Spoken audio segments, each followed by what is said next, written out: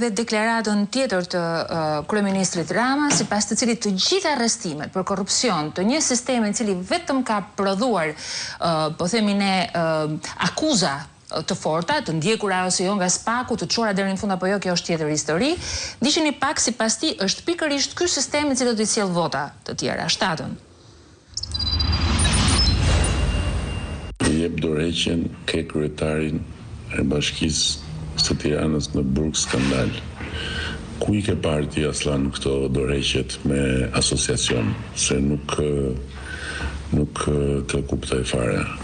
Unë e di që tani më kjo historia e proceseve hetimore dhe proceseve gjyqësore është shpresa e vetme, jo vetëm e kënaqësisë së madhe, po dhe moçaleve të vogla. Kështu që kjo teoria që jep dorëheqjen se është ky burg, se është ai burg, nuk funksionon.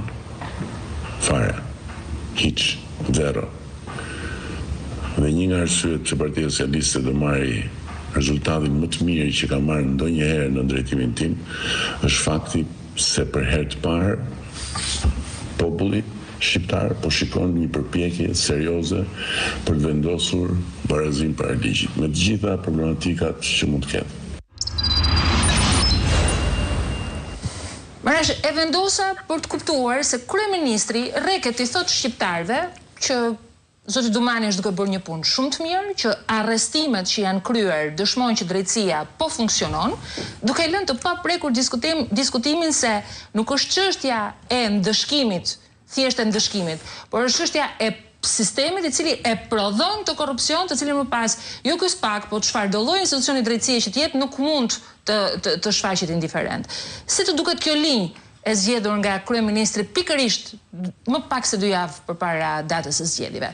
Duket si një formë intimidimi ndaj drejtësisë për të certifikuar çdo lloj rezultati, apo përpjekja e fundit e dëshpëruar e tij për të shpresuar, po themi në të paktën shpëtimin e vetes nga drejtësia pas 11 majit? Shiko Nila, edhe në kohën e komunizmit, bashkëpunëtorët e Enver Hoxhës arrestoheshin, përsekutoheshin, ju ngrihen akuza, madje edhe dënoheshin me vdekje disa prej tyre. Pa tregonte kjo që ne kishim një sistem drejtësie të panshëm dhe të pavarur. Besoj jemi sot në të kushte thuajse. Ne shohim bashkëpunëtorët e Tiranës që arrestohen, dënohen, burgosen e kështu me radhë. Po ne në fakt nuk shohim një drejtësi të pavarur dhe të paanshme, sepse një drejtësi e pavarur dhe e paanshme nuk do lejonte kurse si që deklaratat që bën e Tiranës, përfshirat të deklaratat që ka bërë ditën e sotme, të kalonin pas një lloj ndëshkimi. Pra e Tirana guxon publikisht të sfidoj kushtetutën, të sfidoj ligjin, të sfidoj organet e drejtësisë, po kjo kalon në heshtje nga organet e drejtësisë. Ndërkohë që organet e drejtësisë, ato që pretendojnë që janë të pavarura, një ndihmë apo mbështetje bujare që diaspora shqiptare në Shtetet e Bashkuara i ka dhënë Partisë Demokratike, thotë jemi duke hetuar.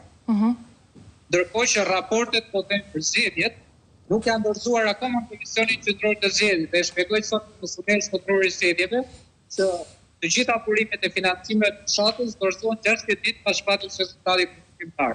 Pra ne sot, dhe këtë parë dhe entitet të tjera dhe i kemi diskutuar dhe bashkë, shohim shkelje flagrante të ligjit nga kryetari i Partisë Socialiste dhe kryeministri në zyrën e tij, hap në takime publike dhe spaku nuk reagon. Çfarë na tregon kjo gjë? Kjo gjë na tregon në fakt që ne nuk kemi një drejtësi të pavarur dhe të paanshme. Dhe element tjetër që është po ashtu i rëndësishëm.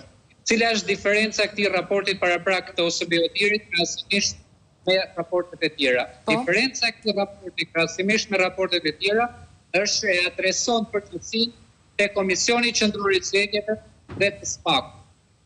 Pra thot, megjithëse ka pasur raportime, denoncime dhe kallëzime për shkelje të kodit vetor, shkelje të kodit penal, organet eksploatuese, organet të drejtësisë nuk kanë marrë masa të cilat kanë për qëllim parandalimin e shkeljeve, parandalimin e veprave penale dhe ndëshkimin e tyre. Kjo është diferenca e këtij raporti. Pra ka adresuar saktësisht atë që është problemi. Ne kemi probleme të mëdha, por ato që supozohet që i hetojnë, i ndëshkojnë, i parandalojnë këto shkelje, nuk veprojnë.